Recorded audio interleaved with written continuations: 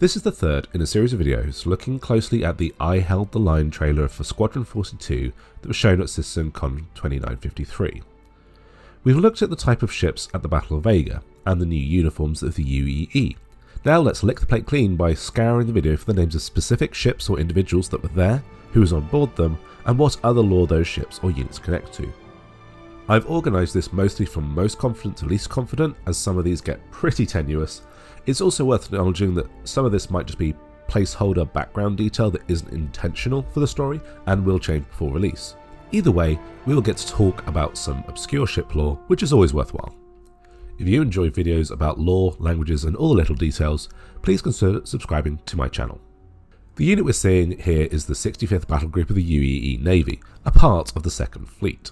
We also know from the cinematic teaser that Squadron 42 is there, led by Ryan Enright in his F-8A Lightning, backed up by Cal Mason in his F-7A Hornet. Cal definitely survives the battle, as he appears in a later scene after the player has been promoted to Lieutenant. There's also an in-fiction, fictional series about Cal, which you can read on the RSI website. The battle group is commanded by Admiral Ernst Bishop, who is aboard the lead ship, the Krugeri, which is captained by Thomas Wade. The Krugeri appears in both the cinematic and visual teasers for Squadron 42, and Thomas Wade appears in a later scene with our character after we've been promoted, and so both captain and ship appear to survive the events of Vega. Of course, Admiral Bishop goes on to visit Vega after the destruction. He goes on to speak in Congress about the need to declare a war on the Vandal, and he'll eventually come back with the Retribution and be the first person to destroy a kingship. Bengals are given names related to big cats, and Krugeri refers to one of the historical subspecies names of Transvaal lions of South Africa. The most obvious ship that appears at Vega is the one that is labelled, the UEES Gauntlet, captained by Rachel McLaren, who's the daughter of Admiral Bishop. The player character, at least at the start, is also on the Gauntlet. It's a Javelin-class destroyer, and it's perhaps worth noting that in its previous trailer it appeared to have VTOL thrusters. It's probably sensible that those were removed, as the Javelin cannot fly in atmosphere. The Gauntlet has made no other appearances, which to me might suggest that it doesn't survive the battle, and potentially is the ship seen being boarded by Vandal in both the new trailer and the old trailer. Like most Javelin, the Gauntlet is named for a piece of medieval martial equipment.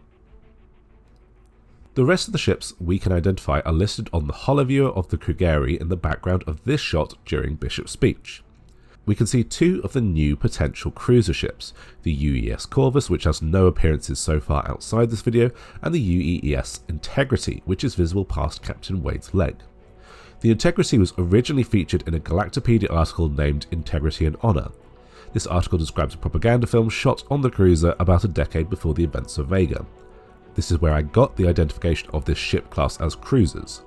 This article had no links to anything else and was entirely spontaneous and wasn't even listed in the monthly roundup of articles. And so it's my theory that the narrative team added it in as a little hint while supplying ship names for the Battle of Vega back in 2021. The last name that we can clearly make out is Banshee. It's an Idris that has become a little bit of a running gag. The first image we got of an Idris was labelled the Banshee. The ship also survives the Battle of Vega, but meets a rather ignominious end.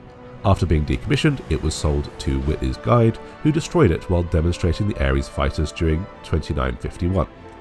This also means that any Vandal who failed to destroy a UEE Navy vessel at the battle is technically less of a threat to the ships of the 2nd Fleet than Jimmy. Now we're really getting into the territory of peering at blurry pixels and partial names. What I'm mostly relying on here is the identification of letter forms that are unique or specific when blurred.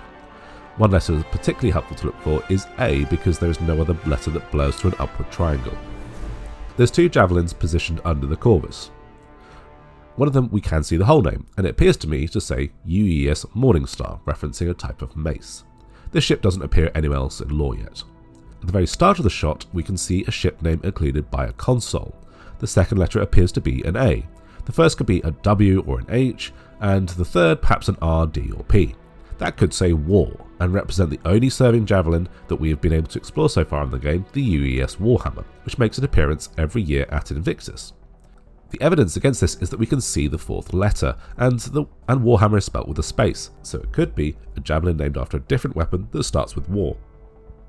The Warhammer was part of the 2nd Fleet at the start of its service over a century before the events of Vega, and the last reference we have of it serving specifically with this fleet was in the evacuation of Caliban in 2884, quite a long time before Vega. In the 2930s, in the decade prior to the Vega, it was part of the fleet that reclaimed Nexus, which is nowhere near the Vandal front, so it would have to have been transferred back to the Second Fleet in the intervening years for it to end up at Vega. There are two further Idrises where we can theorise about their names. It's become standard for these to be named after systems like the Stanton and Banshee. If we limit ourselves to the list of systems, it narrows down the possibilities. I have included on this list the historical names of renamed systems, all the unclaimed or developing systems that humans have named, and those systems already lost to the Vandal, or the Periline systems ceded to the Xi'an Empire, but I've excluded all other alien-owned systems. The one on the right appears to have an S as its final letter, narrowing down to 15 systems. The first letter appears to be one of those letters that when blurred looks a bit like an H, narrowing it down to 6 possibilities. The second letter is most likely an A, which gives us 3 options. For the residual letters, it looks like there's 3 blocky letters, and I don't think it looks like an LLI, so Magnus is the best option. The former naval manufacturing hub and declining industrial system where Drake Interplanetary is based. Final Idris appears to have a T somewhere in the middle, maybe 3, 4, or maybe even 5 letters from the end. And if we cast a generous net, that gives us 7 options. The T is followed what looks like an O, narrowing it down to 2 options. And looking at the residual letters, I think it looks more like Rhetor than Stanton. This makes sense as the Stanton is our base for a different part of the Squadron 42 campaign. Rhetor was the third system discovered by humanity and is given over entirely to higher learning. It's a hub of education and research. While neither the Magnus nor Rhetor has appeared in other lore, as a nice coincidence, the Rhetor is the name of a ship I made up for a cosplay once, so I was right to think it'd be a cool ship name for an Idris. Although I was incorrect in suggesting that the patches would be a unit patch, as they turned out to be solely a rank patch. I hope you've enjoyed this look at some of the background ships and individuals of the Battle of Vega. If you enjoyed this video, you might enjoy this one. I've been Jail, and I'll see you around the verse.